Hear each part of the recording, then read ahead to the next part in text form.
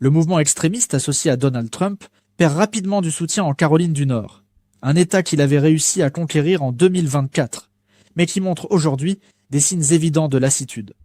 Les récentes manifestations populaires dans des villes comme Lewisburg et Charlotte sont symptomatiques d'un profond mécontentement. Les gens sont descendus dans la rue pour réclamer la dignité, une voix et un gouvernement qui les représente, et non qui les opprime. Les chiffres révèlent cette usure. Le taux de rejet de Trump dans l'État est de 53%, dépassant son taux d'approbation, qui est tombé à 46%.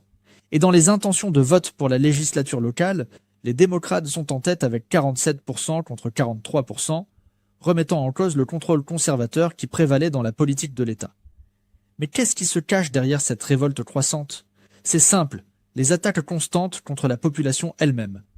Selon les estimations, plus de 650 000 habitants de Caroline du Nord risquent de perdre leur accès à l'assurance maladie en raison des décisions du gouvernement Trump.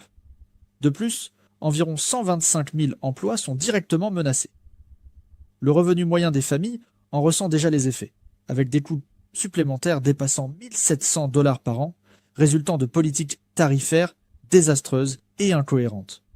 Des cas comme celui de Wilson Jones illustrent clairement cet effondrement. Il est propriétaire d'une scierie qui appartient à sa famille depuis 5 générations.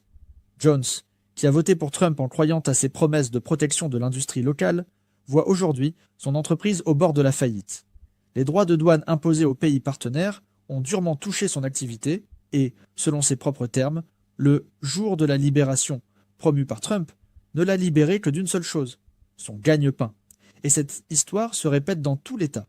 Les entreprises familiales, les petits producteurs, les commerçants et les travailleurs subissent les conséquences de décisions prises sans dialogue, sans transparence et sans empathie. De plus, les mesures d'immigration menées avec une brutalité militaire ont provoqué une révolte.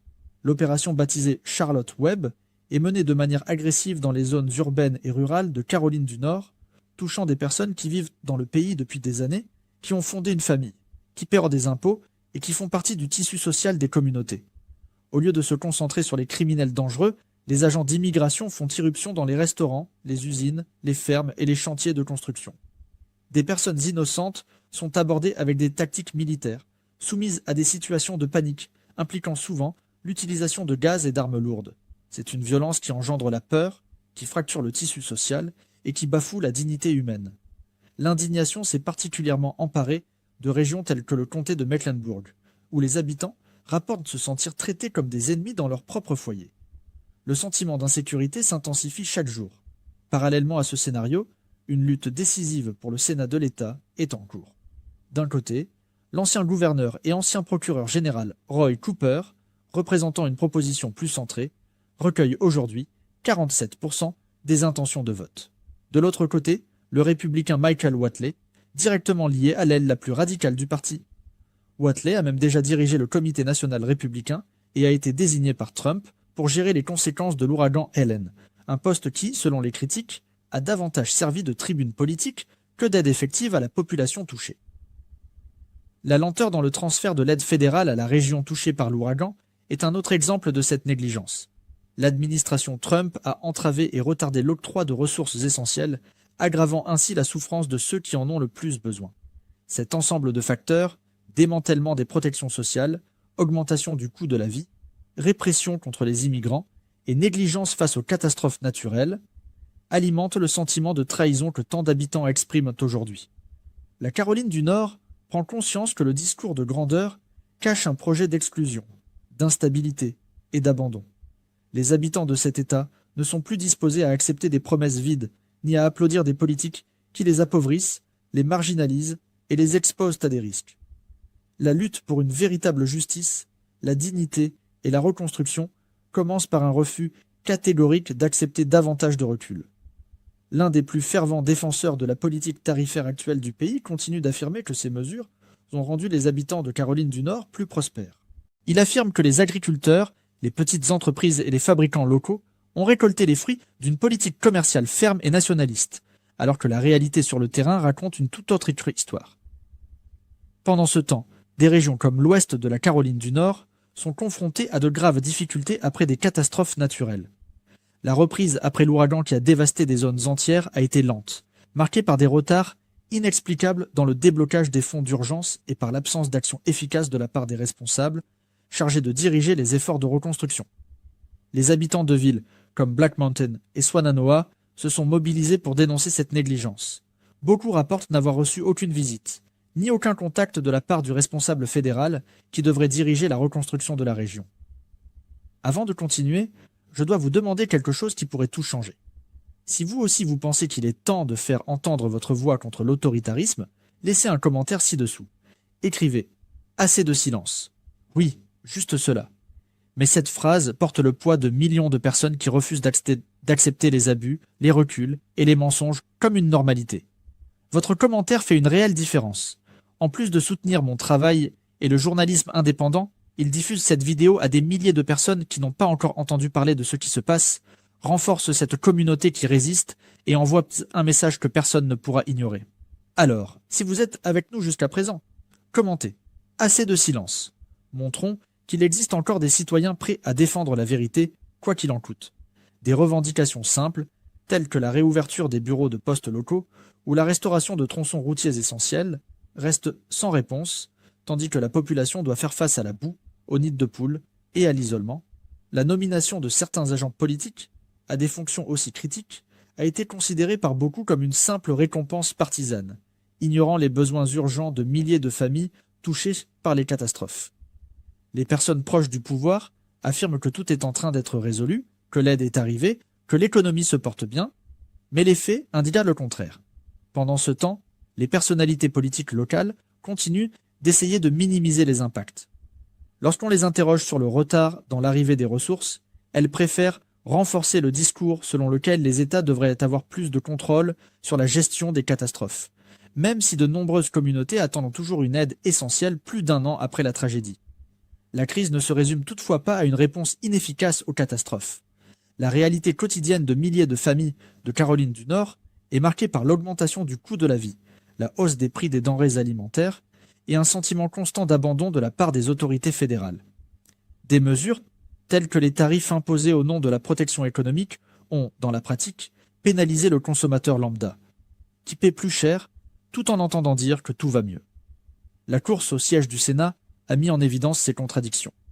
L'un des candidats, qui a déjà gouverné l'État et bâti sa carrière dans la fonction publique, dénonce ouvertement l'effondrement de la représentativité à Washington. Il affirme que le gouvernement a promis de contenir le coût de la vie et de protéger les plus vulnérables, mais qu'il a échoué sur ces deux fronts. Au contraire, il a aggravé la situation en adoptant des politiques qui concentrent les avantages au sommet de la pyramide et laissent la base de la société livrée à elle-même. Dans les allées des supermarchés, ce mécontentement est palpable. Les personnes qui reconnaissent leurs dirigeants locaux tiennent à s'exprimer. Elles racontent à quel point il est difficile de boucler le mois, comment les salaires ont perdu de leur valeur, comment les coupes dans les services de base rendent la vie de plus en plus insoutenable. Le coût des soins de santé, de l'alimentation, des transports, tout pèse lourd. Et le sentiment général est que personne en position de pouvoir n'écoute. Pour beaucoup, la seule issue est de changer la composition du Congrès. Rompre avec la majorité qui a dominé les décisions à Washington est considéré comme une étape essentielle pour rétablir l'équilibre et ramener la représentation du citoyen ordinaire. L'espoir est qu'avec de nouvelles voix au Sénat et à la Chambre des représentants, il sera possible de renverser la logique d'un système qui favorise aujourd'hui les milliardaires et laisse le peuple pour compte.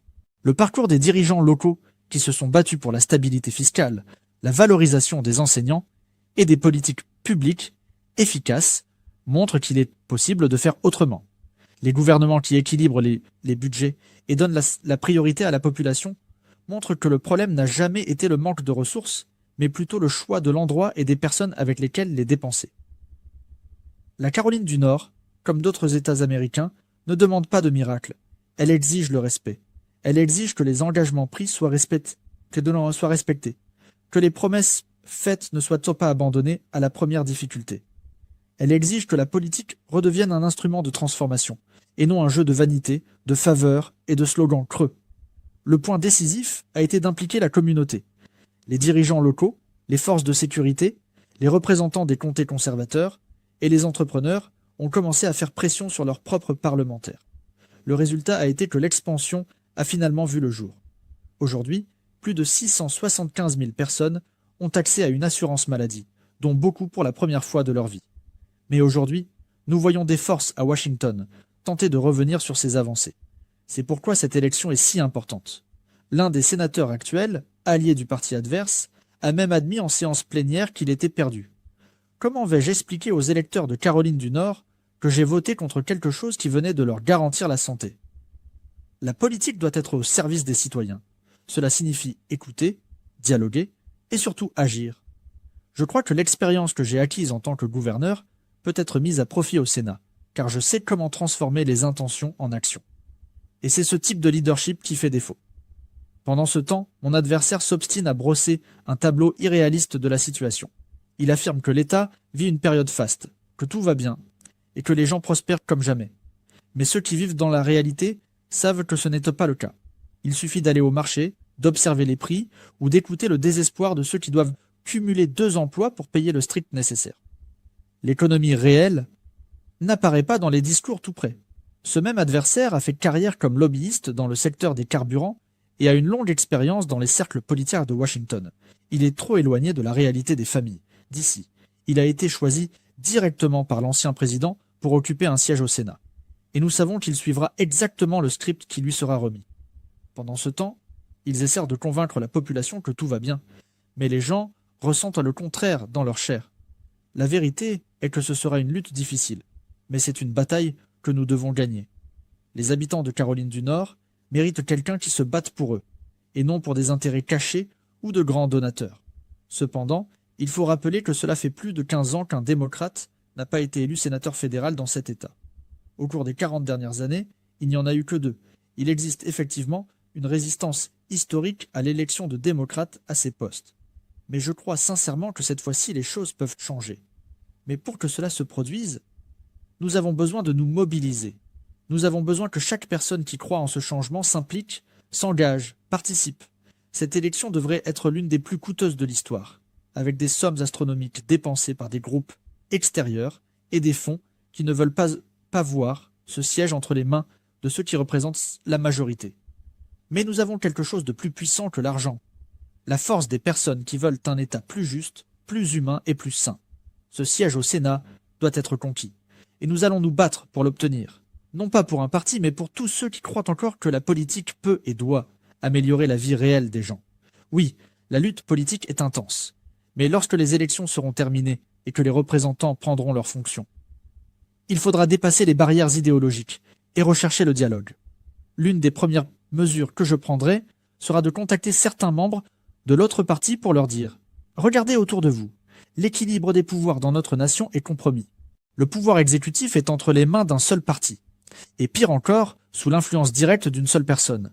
Les pouvoirs législatifs et judiciaires n'exercent pas leur autonomie comme ils le devraient, et cela sape les fondements de notre système démocratique. Il est essentiel que nous rétablissions le principe des freins et contrepoids. Sans cela, la démocratie cesse d'être fonctionnelle et devient l'otage de volontés centralisées. Nous avons un besoin urgent d'un rééquilibrage institutionnel. Un système où les pouvoirs se contrôlent mutuellement, où l'autorité est remise en question et où les décisions sont prises de manière responsable et transparente. Il ne s'agit pas d'une lutte entre les partis, mais d'une défense du système. Les républicains et les démocrates doivent s'unir au sein du pouvoir législatif pour affirmer leur pertinence face aux décisions unilatérales qui sont imposées, en particulier dans le domaine du commerce. Les tarifs qui sont adoptés sont arbitraires. Il n'y a pas de clarté. Les entrepreneurs, les consommateurs et les petits entrepreneurs en font les frais. Même les grands dirigeants, ceux qui devraient être satisfaits de la politique actuelle, sont frustrés de ne pas pouvoir planifier leurs investissements ou créer des emplois dans un environnement aussi imprévisible. C'est pourquoi le Congrès doit agir avec fermeté et déclarer « Nous avons notre mot à dire dans ce processus ». Les tarifs peuvent être utiles s'ils sont négociés de manière équilibrée et appliqués de manière logique. Mais ils ne peuvent pas être lancés de manière chaotique. Ils doivent être stables, ils doivent être cohérents, ils doivent permettre aux entreprises de savoir où elles en sont et où elles vont. Et c'est précisément là qu'un effort bipartite devient crucial. Quand il s'agit de corriger les distorsions, de lutter contre les abus et de restaurer la confiance dans les institutions, peu importe que la proposition vienne de la gauche ou de la droite. Ce qui importe, c'est qu'elle serve le peuple. qu'elle protège le contribuable, qu'elle empêche l'escalade de la corruption. La mission de ceux qui occupent une fonction publique doit être unique. Servir la population qui les a élus, contrôler le pouvoir, promouvoir la justice et garantir que tout le monde joue franc jeu. Ce qui est en jeu, ce n'est pas un poste, ni un sigle, mais l'avenir de notre démocratie. Et pour cela, nous devons être attentifs, vigilants, conscients que chaque décision prise en silence, chaque faille ignorée, peut ouvrir la voie à de dangereux reculs. La meilleure façon de montrer que nous ne sommes pas seuls dans cette lutte est de laisser un commentaire ci-dessous. Écrivez. Nous ne nous tairons pas. Cette phrase simple a du pouvoir. Elle brise le silence. Elle rassemble des milliers de personnes qui, comme vous, refusent de rester les bras croisés pendant que la démocratie est érodée. Chaque commentaire, chaque mot, aide cette vidéo à toucher plus de gens et transforme l'indignation en mouvement réel. Commentez. Nous ne nous tairons pas. Et si vous le pouvez, partagez cette vidéo avec quelqu'un qui croit encore que la politique peut et doit servir le peuple. Ensemble, nous sommes plus forts et notre voix résonnera